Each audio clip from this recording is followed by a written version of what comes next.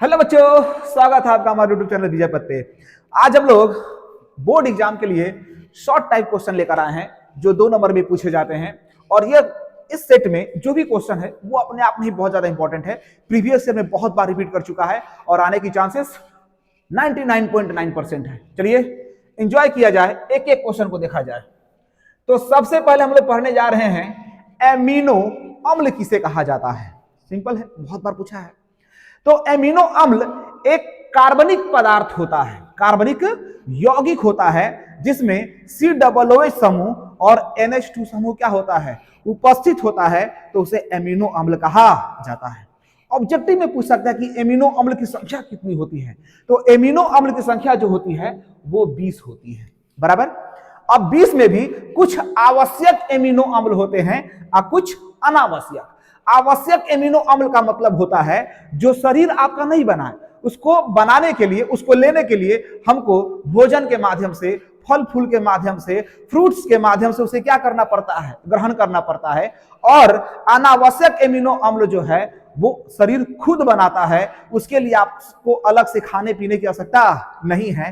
तो एमिनो अम्ल किसको बोलोगे, जिसमें COOH समूह हो और NH2 समूह हो, तो उसे एमिनो अम्ल कहा जाएगा।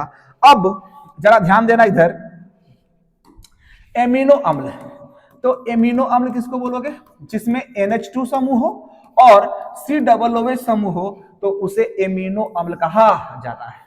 अब यहां पर एमिनो अम्ल बहुत प्रकार के हो सकते हैं, जैसे NH2 के पोजीशन के आधार पर अल्फा एमिनो अम्ल, बीटा एमिनो अम्ल, गामा एमिनो अम्ल। जैसे यहाँ पे R क्या है, ये कार्बन का चैन है, कार्बन का चैन है। तो यहां पर ध्यान दो, यहां पर NH2 समूह है और यहाँ पे COOH, ये क्रियात्मक समूह है। क्रियात्मक समूह के बगल वाले कार्बन को अल्फा कार्बन, और उस अल्फा कार्बन पे जो हाइड्रोजन होगा, जो NH2 समूह होगा, उसे बोला जाएगा अल्फा एमिनो एसिड। ठीक है। अगर यही NH2 समूह, अगर यही NH2 समूह अगर बीटा कार्बन पे, ये क्रियात्मक समूह है, ये बगल वाला कार्बन अल्फा कार्बन है और ये बीटा कार्बन है, तो अगर NH2 समूह बीटा कार्बन पे है तो उसको बीटा एमिनो अम्ल बोलेंगे या बीटा एमिनो एसिड बोलेंगे। यही अगर गामा पर होगा तो उसे गामा एमिनो, मतलब इसके जस्ट बगल वाले पे, तो जस्ट बगल वाले पे होने का मतलब है यहां पर NH2 समूह, यहाँ पे COOH, अल्फा बीटा गामा, तो ये गामा है। तो अगर अल्फा पोजीशन पर होगा तो अल्फा एमिनो अम्ल, बीटा पर होगा तो बीटा एमिनो अम्ल, गामा पर होगा तो गामा एमिनो अम्ल। तो ये किसके आधार पर बांटे हैं, इस NH2 के समूह के स्थान के आधार पर बांटे हैं। ठीक उसी प्रकार आवश्यक और अनावश्यक एमिनो अम्ल होता है। ठीक है। तो एमिनो अम्ल आपसे पूछेगा तो बस सिंपल जवाब है, वह कार्बनिक यौगिक जिसमें NH2 समूह और COOH समूह उपस्थित हो, तो उसे एमिनो अम्ल कहा जाता है। चलिए नेक्स्ट क्वेश्चन देख लेते हैं। अगला क्वेश्चन है, ज्विटर आयन क्या होता है। तो ज्विटर आयन कुछ नहीं, एमिनो अम्ल ही है। ज्विटर आयन क्या है, एक एमिनो अम्ल है जिसमें COOH समूह जो होता है अम्ल के समान व्यवहार करता है और NH2 समूह जो होता है एक क्षार के समान व्यवहार करता है। तो अम्ल का काम होता है H+ आयन का त्याग करना और क्षार का काम होता है H+ आयन को ग्रहण करना। तो जब कार्बोक्सिलिक अम्ल H+ का त्याग करेगा तो वो ऋण आवेशित हो जाएगा, और जब NH2 समूह H+ आयन को ग्रहण करेगा तो वो धन आवेशित हो जाएगा। तो इस प्रकार से उस अणु के अंदर दोनों पॉइंट पे चार्ज आ जाएगा, जिसे द्विध्रुव आयन कहा जाएगा और इसी का नाम ज्विटर आयन है। सिंपल है। तो वह कार्बनिक यौगिक या फिर वह एमिनो अम्ल जिसमें COOH समूह हो और NH2 समूह हो, तो इसमें COOH अम्ल के समान और NH2 समूह क्षार के समान व्यवहार करता है। तो अम्ल H+ का त्याग करेगा और क्षार H+ को ग्रहण करेगा और ग्रहण करके एक धन आवेशित हो जाएगा, एक ऋण आवेशित हो जाएगा, यानी कि इसके दोनों एंड पॉइंट पे चार्ज आ जाएगा, यानी कि द्विध्रुव आयन का निर्माण करेगा और उसे ही ज्विटर आयन कहा जाएगा। इसका स्क्रीनशॉट ले लें एक बार। चलिए तो क्या है थोड़ा सा अच्छे से देख लेते हैं। जैसे यहां पर CH2 है और NH2 है, ये COOH, ये एमिनो अम्ल है। ठीक है, ये एमिनो एसिड है, बहुत शानदार। तो यहां पर एमिनो एसिड जो है ये अम्ल के समान व्यवहार करेगा और ये NH2 समूह जो है वो किसके समान व्यवहार करेगा, क्षार। क्षार का काम होता है H+ आयन को ग्रहण करना, शानदार, H+ आयन को ग्रहण करना और एम अम्ल का काम होता है H+ आयन का त्याग करना, बराबर, त्याग करना। ठीक है सर, बहुत बढ़िया। चलिए त्याग और ग्रहण करा दीजिए। तो ये अम्ल है तो H+ का त्याग करेगा, तो जब H+ का त्याग करेगा तो ऑक्सीजन पर क्या बच जाएगा, माइनस। और ये जब H+, ये क्षार है, क्षार का काम H+ आयन को क्या करना है, ग्रहण करना है। तो जब NH+ को ग्रहण करेगा तो NH2 तो पहले से है, एक और H ले लेगा तो ये NH3+ हो जाएगा। तो इस प्रकार से इस अणु के अंदर 2 आयन आ जाएगा, दोनों ध्रुव पर आयन आ जाएगा, द्विध्रुव का निर्माण कर देगा, जिसे ज्विटर आयन कहा जाता है। कुछ नहीं, तो ज्विटर आयन क्या है, तो एमिनो अम्ल है। और एमिनो अम्ल में 2 चीज है, कार्बोक्सिलिक अम्ल और NH2 समूह। तो कार्बोक्सिलिक अम्ल अम्ल के समान व्यवहार करेगा और NH2 समूह क्षार के समान व्यवहार करेगा। तो अम्ल है तो H+ का त्याग करेगा तो वो ऋण आवेशित हो जाएगा, और क्षार है तो H+ को ग्रहण करेगा तो वो धन आवेशित हो जाएगा। इस प्रकार से उसके दो आवेश उत्पन्न हो जाएंगे, और जब आवेश उत्पन्न होगा तो इसी को ज्विटर आयन कहा जाएगा। ठीक, चलिए नेक्स्ट अगला क्वेश्चन देख लेते हैं बाबू। अगला जो क्वेश्चन है वो है आपका मोल प्रभाज किसे कहते हैं, बहुत इंपॉर्टेंट है। मोल प्रभाज, यहां पे मोल फ्रैक्शन भी बोल सकते हो तुम, इसको क्या बोल सकते हो, मोल फ्रैक्शन। अब फ्रैक्शन का मतलब होता है बट्टा, फ्रैक्शन का मतलब होता है बट्टा। तो ऊपर में लिखा जाता है प्रेजेंट, माने कितना उपस्थित है, और नीचे में लिखा जाता है टोटल। तो देखेंगे, सुनेंगे पहले बढ़िया से, मूल प्रभाज है क्या।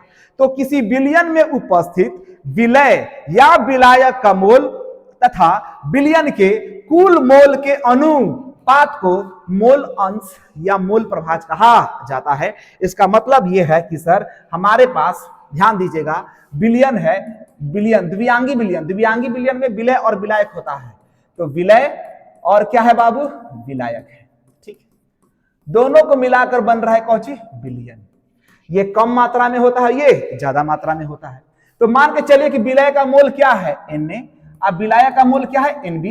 तो विलयन का मोल सीधी सी बात है Na + Nb हो जाएगा। अब मोल फ्रैक्शन को x से दिखाते हैं, बराबर। अब मोल फ्रैक्शन किसका पूछा हुआ है, A का। तो जमुना का मोल पूछेगा ना, तमना के ऊपर और नीचे में टोटल। तब बबुआ मोल प्रभाज पूछा है विलय का, तब विलय का मोल ऊपर और नीचे में टोटल। तो सुनिए, किसी विलयन में उपस्थित विलय या विलायक के मोल तथा विलयन के कुल मोल के अनुपात को मोल प्रभाज कहा जाता है। सिंपल, जमुना के पूछे तमना के ऊपर और नीचे में टोटल। विलय का पूछा है तो विलय का मोल ऊपर, अगर विलायक का पूछा हुआ है तो विलायक का मोल ऊपर और नीचे में टोटल विलयन का मोल। ठीक है, परिभाषा क्या होगा सर, तो किसी विलयन में उपस्थित विलय या विलायक के मोल तथा विलयन के कुल मोल के अनुपात को विलयन का मोल प्रभाज या मोल अंश कहलाता है। मोल प्रभाज को कैपिटल X से सूचित किया जाता है। ध्यान दीजिएगा, मोल प्रभाज को जो है वो कैपिटल X से क्या करा जाता है, सूचित किया जाता है। और मोल प्रभाज जो होता है, मोल प्रभाज जो होता है तापमान पर निर्भर नहीं करता है, कोई इकाई नहीं होता है। मोल प्रभाज का योग 1 के बराबर होता है विलय, और विलायक के मोल प्रभाज का योग कितना होता है, 1 होता है। और मोल प्रभाज का मान जो होता है वो 0 से लेकर 1 के बीच होता है, बराबर। मोल प्रभाज में ध्यान रखेंगे, विलय और विलायक के मोल प्रभाज का योग कितना होता है, 1 होता है। मोल प्रभाज तापमान पर निर्भर नहीं करता, इसलिए ये तापमान पर निर्भर नहीं करता है। दूसरी बात कि मोल प्रभाज में कोई इकाई वगैरह नहीं होता है। तो उम्मीद करता हूं कि मोल प्रभाज आपको समझ में आ चुका होगा। मोल फ्रैक्शन का मान जो होता है वो 0 से लेकर 1 के बीच होता है। ये जरूर ऑब्जेक्टिव में पूछ सकता है। चलिए आगे अगला क्वेश्चन देख लेते हैं। अगला जो क्वेश्चन है वो है नेटवर्क ठोस।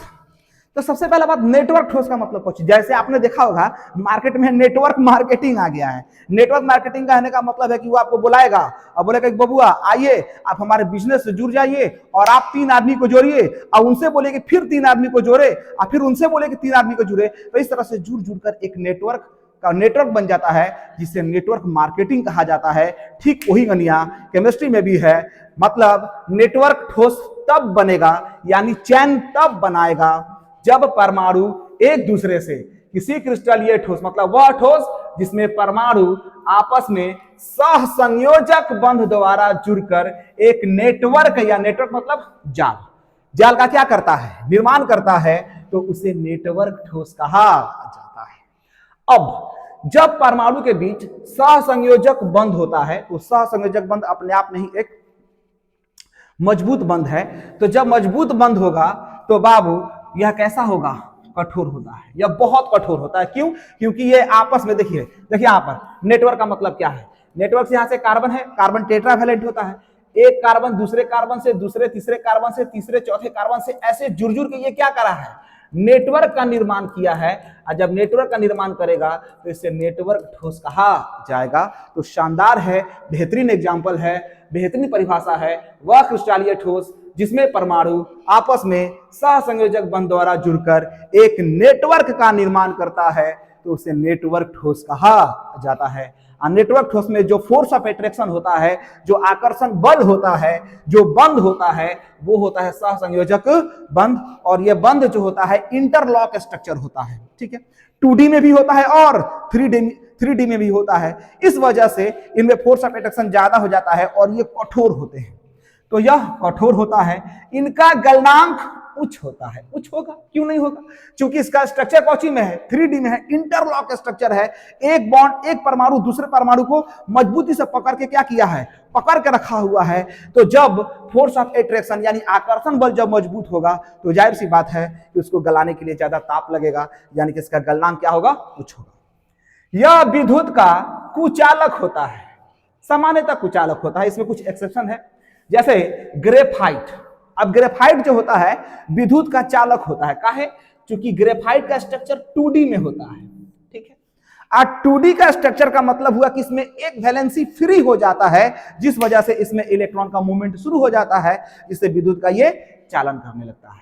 लेकिन नेटवर्क ठोस हमेशा 3D बनाता है, ज्यादातर 3D बनाता है, ठीक है। तो 3D में क्या होता है कि सारे इलेक्ट्रॉन जो है एक दूसरे से बॉन्ड बनाने में क्या है, बिजी है, बनाकर एक नेटवर्क का निर्माण किया है, तो इसीलिए इसको बोला जाता है नेटवर्क ठोस। लेकिन ग्रेफाइट में क्या होता है कि ये 2D होता है, इसका प्रसंकरण ध्यान रखेंगे sp2 होता है। इसका सबसे ज्यादा इंपॉर्टेंट है, एग्जाम्पल पूछा जाता है, ठीक है, एग्जाम्पल पर ध्यान रखिएगा।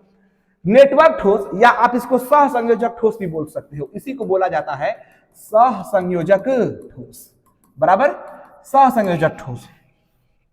तो इसका एग्जाम्पल इंपॉर्टेंट है, जैसे क्वार्ट्ज SiO2, ध्यान देना, हीरा, graphite, silicon carbide, boron nitride और अल्युमिनियम नाइट्राइड, ये सब के सब नेटवर्क ठोस के उदाहरण हैं, सहसंयोजक ठोस के उदाहरण हैं। और ये आपस में, ये परमाणु जो हैं आपस में सहसंयोजक बंध जुड़कर एक लंबे चैन का क्या करते हैं, निर्माण करते हैं, जिससे नेटवर्क का निर्माण हो जाता है।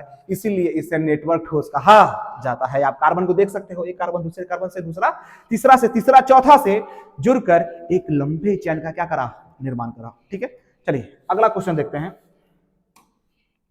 अगला क्वेश्चन है,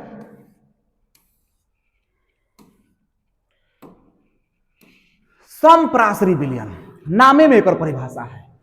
सम का मतलब कौची, समान, सम का मतलब कौची, समान। अब परासरी मतलब परासरण दाब के कर, तो विलयन का सीधा सीधा जवाब है वह विलयन जिसका परासरण दाब समान होता है, उसे समपरासरी विलयन कहा जाता है। तो वह विलयन जिसका परासरण दाब स्थिर ताप पर समान होता है, उसे समपरासरी विलयन कहा जाता है। एक चीज और ध्यान रखिएगा, ऑब्जेक्टिव में कई बार पूछा गया है, समपरासरी विलयन का समान होता है, तो समपरासरी विलयन का मोलर सांद्रता क्या होता है, समान होता है। मोलर सांद्रता समान कहने का मतलब है कि दोनों विलयन में कणों की संख्या या कणों की मात्रा या कणों की मोल क्या होगी, समान होगी, ठीक है। जैसे हमारे पास यहाँ पे 2 विलयन है, सॉल्यूशन फर्स्ट और सॉल्यूशन सेकंड, तो ये विलयन है, तो इसका परासरण दाब अपन क्या मान लिया, पाई1, आयतन कुछ होगा V1, ठीक है। सॉल्यूशन 2 है जिसका परासरण दाब आपने पाई2 और वॉल्यूम V2 मान लिया। अब परासरण दाब का मतलब, समपरासरी विलयन का मतलब है कि जिसका परासरण दाब क्या हो, समान हो। तो पाई1 बराबर पाई2, ये दोनों आइसोटोनिक है, समपरासरी है, तो दोनों का परासरण दाब बराबर होगा। अब परासरण दाब का फॉर्मूला होता है पाई बराबर CRT, पाई बराबर CRT। तो इसका कंसंट्रेशन मान लिया कि C1 है, इसका कंसंट्रेशन C1 है, इसका कंसंट्रेशन यानी कि सांद्रता C2 है। तो C1RT बराबर C2RT। यहाँ पे R भी कांस्टेंट है और टेम्परेचर को भी क्या रखा गया है, कांस्टेंट रखा गया है। तो लिख सकते हैं C1 बराबर C2। मतलब ये चीज प्रूव हो गया कि समपराश्रयी विलयन में मोलर सांद्रता क्या होता है, बराबर होता है, अर्थात समान होता है। अब सांद्रता का मतलब क्या होता है, 1 लीटर विलयन में उपस्थित विलय के मोलों की संख्या को विलयन का क्या बोलते हैं, सांद्रता बोलते हैं। तो लिख सकते हैं अपन N1/V1 बराबर N2/V2। अब यहाँ पे N क्या है, तो मोल है। अब मोल का फॉर्मूला होता है दिया गया भार बट्टा अणुभार। दिया गया भार को W बोल देंगे और अणुभार को MW बोल देंगे। तो ये 1 के लिए है, पहला विलयन के लिए है, तो दिया गया भार पहला विलयन के लिए, अणुभार भी पहला विलयन के लिए, बराबर इंटू V1 बराबर W2 बट्टा MW2 इंटू V2। चूंकि मोल का फॉर्मूला होता है दिया गया भार बट्टा अणुभार। क्लियर हो चुका होगा। समपराश्रयी विलयन मतलब सम मतलब समान, पराश्रयी मतलब परासरण दाब, जो जिस विलयन का परासरण दाब स्थिरता पर समान होगा तो उसे समपराश्रयी विलयन कहा जाएगा। और समपराश्रयी विलयन का मोलर सांद्रता क्या होता है, समान होता है। क्लियर, चलिए स्क्रीनशॉट लेते रहोगे। अगला क्वेश्चन देख लेंगे। अगला जो क्वेश्चन है वो है अनुचुंबकीय एवं प्रतिचुंबकीय ठोस। ये भी खूब पूछा जाता है, अनुचुंबकीय एवं प्रतिचुंबकीय। तो अनुचुंबकीय ठोस उसको बोला जाता है जो चुंबकीय क्षेत्र को अपनी ओर क्या करता है, आकर्षित करता है। वह ठोस जो चुंबकीय क्षेत्र को क्या करे, अपनी ओर आकर्षित करे। तो जब अपनी ओर आकर्षित करेगा तो उसे अनुचुंबकीय ठोस बोल दिया जाएगा। और जब कोई ठोस चुंबकीय क्षेत्र को अपना से दूर फेंके, मतलब विकर्षित करे, अपना से फरका हटाए, तो उसे बोला जाएगा क्या, प्रतिचुंबकीय ठोस। सिंपल है। दूसरे शब्दों में बोल सकते हो वह ठोस जिसमें अयुग्मित इलेक्ट्रॉन क्या हो, उपस्थित हो। बहुत सिंपल, मजा आ गया। जिसमें अयुग्मित इलेक्ट्रॉन क्या हो, उपस्थित हो, तो उसे अनुचुंबकीय कहेंगे। और जिसमें अयुग्मित इलेक्ट्रॉन अनुपस्थित हो तो उसे प्रतिचुंबकीय कहेंगे। सिंपल, स्क्रीनशॉट ले लोगे, पढ़ लो। वह ठोस जो चुंबकीय क्षेत्र को अपनी ओर आकर्षित करता है अथवा जिसमें अयुग्मित इलेक्ट्रॉन उपस्थित होता है। देख लो यहाँ पे ये ठोस चुंबकीय क्षेत्र को अपनी ओर क्या कर रहा है, आकर्षित कर रहा है। दूसरी बात, इसमें अयुग्मित इलेक्ट्रॉन होना चाहिए, तो ये अनुचुंबकीय कहलाएगा। वह ठोस जो चुंबकीय क्षेत्र को क्या कर रहा है, विकर्षित कर रहा है, दूर फेंक रहा है, अपनी ओर आने नहीं दे रहा है, उसे प्रतिचुंबकीय ठोस कहा जाएगा। और यहां से एग्जाम्पल बहुत ज्यादा इंपॉर्टेंट है। Cu+2, Cu+2 और Na+2, Mn+2, Fe+3, ये सब के सब क्या है, अनुचुंबकीय। तो कोई आपको एग्जाम्पल दे देगा और एग्जाम्पल देकर बोलेगा कि बताइए इनमें से कौन अनुचुंबकीय है और कौन प्रतिचुंबकीय है। चलिए लिख कर पता कर लेते हैं। जैसे जैसे यहां पर Cu+2 है, ठीक है, इसका चुंबकीय व्यवहार पूछा है। तो चलिए क्या करते हैं, तो कॉपर का एटॉमिक नंबर, कॉपर का पहले ध्यान दीजिए, कॉपर का एटॉमिक नंबर कितना होता है, 29।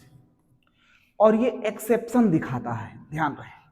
तो यहां पर क्या लिखोगे, 1s2, 2s2, 2p6, 3s2, 3p6।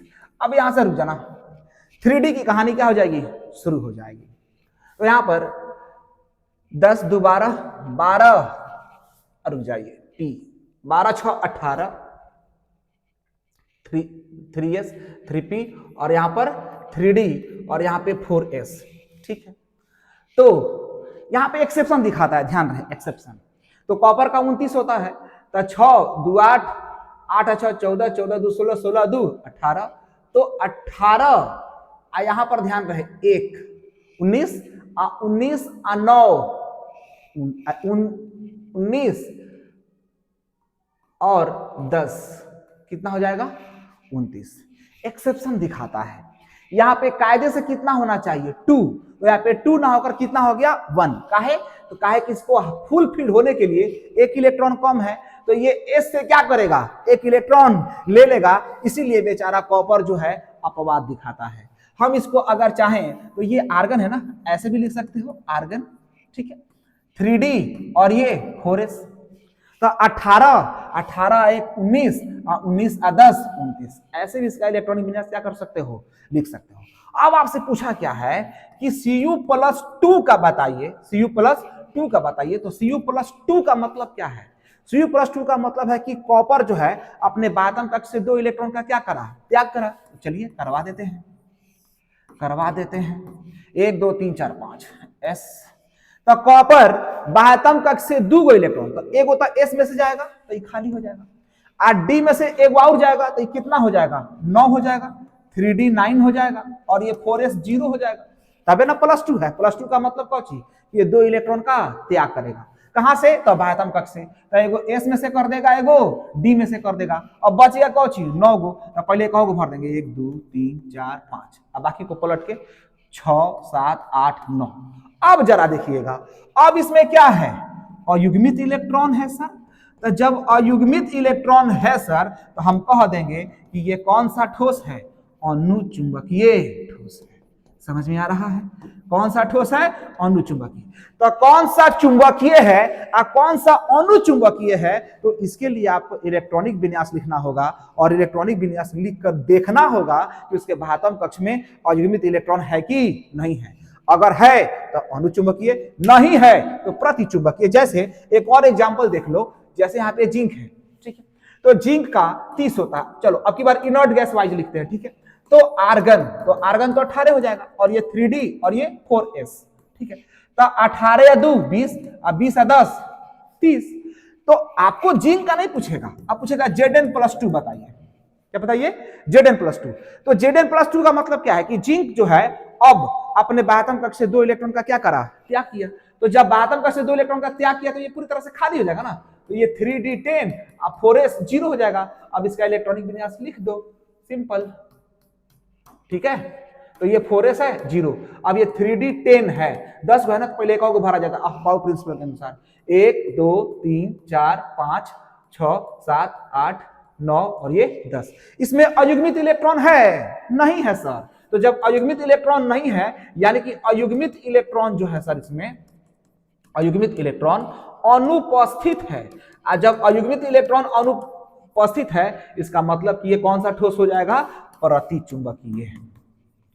प्रतिचुंबकीय। प्रतिचुंबकीय का मतलब यह है कि अब ये चुंबकीय क्षेत्र को अपनी ओर आकर्षित नहीं करेगा, विकर्षित करेगा, धक्का देगा, ठीक है। चलिए अब यहां से आपसे पूछता Cu+1 बताइए। तो Cu+1 बहुत शानदार, क्या हो जाएगा, 3D10 अब 4S 0 हो जाएगा, यही ना होगा। अरे 29 होता है मर्दे, 29 होता है ना, तो यहाँ पर एक्सेप्शन दिखाता है, तो ये 1 और ये 10, ठीक है। तो एक गायब हो जाएगा तो ये खाली हो जाएगा। अब ये खाली हो जाएगा तो ये 3D क्या है, 10 है, और 3D10 का मतलब है कि इसमें 200 के 200 इलेक्ट्रॉन क्या है, पूरी तरह से भरा हुआ है, मतलब इसमें अयुग्मित इलेक्ट्रॉन नहीं है। तो हम बोल सकते हैं कि ये क्या है, ये भी कौन सा ठोस है, प्रतिचुंबकीय। क्या है, प्रतिचुंबकीय, बराबर। तो आपको लिखना पड़ेगा इलेक्ट्रॉनिक विन्यास, और लिखकर देखना पड़ेगा कि उसमें अयुग्मित इलेक्ट्रॉन है कि नहीं है। और यहां से इस तरह से सवाल बहुत पूछे जाते हैं, ऑब्जेक्टिव में भी और सब्जेक्टिव में भी। चलिए अगला क्वेश्चन देख लेते हैं। अगला जो क्वेश्चन है बाबू, वो है चुंबकीय पृथक्करण विधि। सबसे पहले यहां पे ध्यान दीजिए, ये आपको पढ़े होंगे अयस्कों का सांद्रण।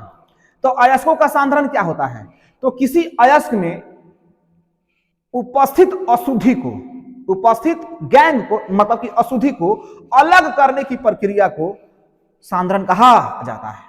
अब सांद्रण करने का विधि दो होता है, एक रासायनिक विधि और एक भौतिक विधि। अब भौतिक विधि में भी 3 गो आता है, गुरुत्वीय पृथक्करण विधि, चुंबकीय पृथक्करण विधि, फेन फलावन विधि, और रासायनिक विधि में आ जाता है निछालन यानी कि लीचिंग।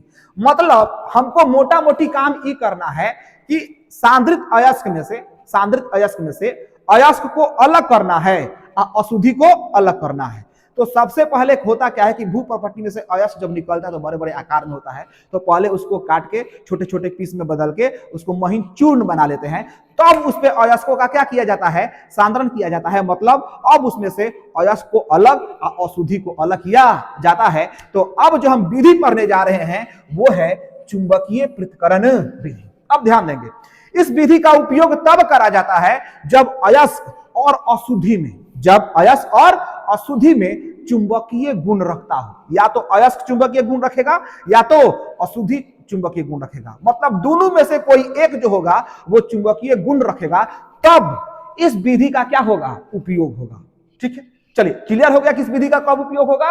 उस प्रकार के अयस्कों के सांद्रण में किया जाएगा जिसमें से कोई एक चुंबकीय गुण रखता हो, तब जाकर इस विधि का उपयोग करा जाएगा। अब सुनिए, अब ये होता क्या है।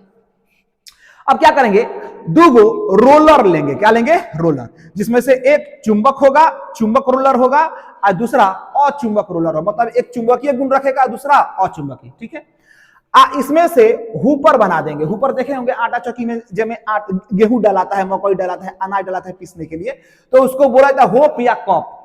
तो इसमें क्या करेंगे, चूर्णित अयस्कों को धीरे धीरे इसमें क्या करेंगे, गिराएंगे।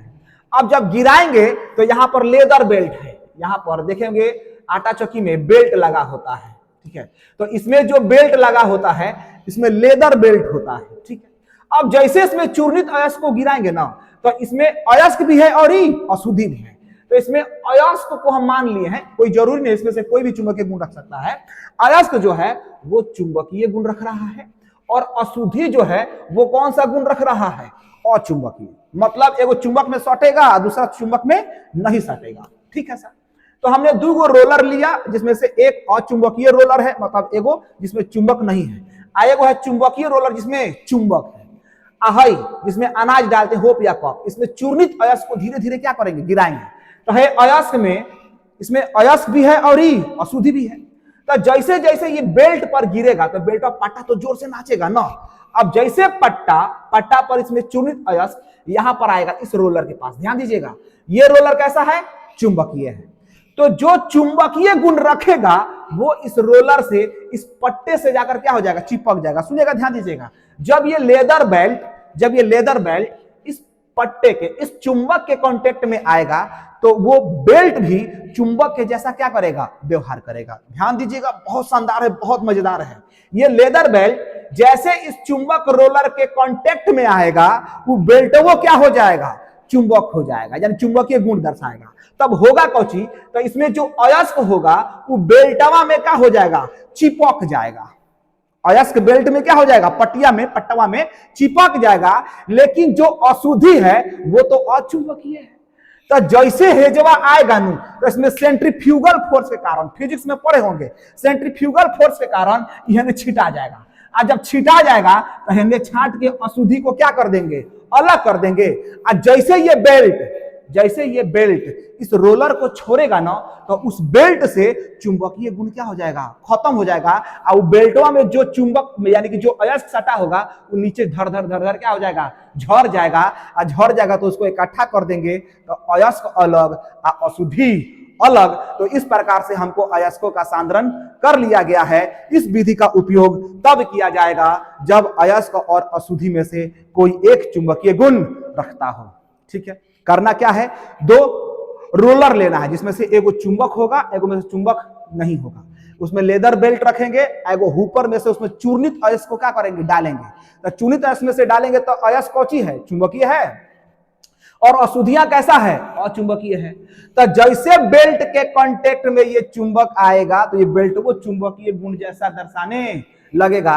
तो मतलब इसमें से चुंबक सट जाएगा, यानी अयस्क सट जाएगा, लेकिन अशुद्धि नहीं सटेगा। क्यों, क्योंकि वो क्या है, अचुंबकीय है। तो जैसे पट्टा तो तेजी में नाचता है, जैसे पट्टा हेने आएगा तो जो भी अशुद्धि होगा वो तो सटा नहीं होगा, उस सेंट्रीफ्यूगल फोर्स के कारण उन्होंने छिटा जाएगा।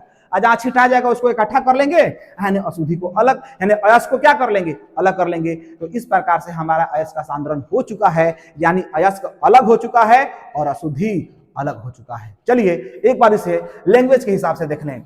यह विधि अयस्क एवं अशुद्धियों के चुंबकीय गुण पर आधारित होता है, इसमें कोई एक चुंबकीय गुण रखता है, बराबर। ठीक है, इस विधि में चूर्णित अयस्क को होप या कप में, जिसमें गेहूं डाला जाता है उसको होप या कप बोला जाता है, धीरे धीरे क्या करेंगे, गिराएंगे। तब पट्टे के माध्यम से चलकर चुंबकीय रोलर के पास एकत्रित हो जाएगा। ठीक है सर, के पास एकत्रित हो जाएगा। तो एकत्रित होगा तो क्या होगा, तो जो चुंबक होगा वो तो सट जाएगा, लेकिन जो अचुंबक होगा यानी अशुद्धियां वो छिटा जाएगा, सेंट्रीफ्यूगल फोर्स के कारण होने छिटा जाएगा। और जब छिटा जाएगा तो क्या होगा, वो होने अलग हो जाएगा, तथा अचुंबकीय अशुद्धियां अलग हो जाता है, तो इस प्रकार अयस्कों में उपस्थित अशुद्धि को अलग करने की प्रक्रिया को चुंबकीय पृथक्करण विधि कहा जाता है। ध्यान दीजिए, ऑब्जेक्टिव में सवाल पूछेगा कि बताइए इस विधि का उपयोग किस प्रकार के अयस्कों के सांद्रण में किया जाता है, तो इसका उपयोग, इस विधि का उपयोग टिन स्टोन अयस्कों के शुद्धिकरण में किया जाता है, जिसमें उल्फरामाइट नामक चुंबकीय अशुद्धियां होता है। इसमें देखिएगा, इसमें जो अशुद्धियां वो किस फॉर्म में है, चुंबक के फॉर्म में, और जो अयस्क है वो क्या है, अचुंबक। ये क्या है, SnO2, जो अयस्क है वो क्या है, अचुंबकीय, अचुंबकीय है। जो अशुद्धि है वो क्या है, चुंबकीय है। तो इसका उपयोग टिन स्टोन में किया जाता है, और इसमें जो उल्फरामाइट नामक जो होता है वो चुंबकीय अशुद्धियां होता है। इसमें अशुद्धियां क्या है, चुंबकीय है, और यहाँ पे अयस्क क्या है, अचुंबकीय। ठीक है, इसका उपयोग लौह अयस्क में भी किया जाता है, यानी कि जैसे कि मैग्नेटाइट। अब मैग्नेटाइट में Fe3O4 स्वयं क्या है, चुंबक है, वो खुद ऑलरेडी क्या है, चुंबक है। इसमें जो अशुद्धियां हैं वो अनुचुंबकीय है। ठीक है, उम्मीद करता हूं कि आपको ये आज का क्लास समझ में आया होगा। ठीक है, अब हम लोग मिलते हैं अगले वीडियो में, अगले VVI क्वेश्चन में। देखने के लिए थैंक यू सो मच।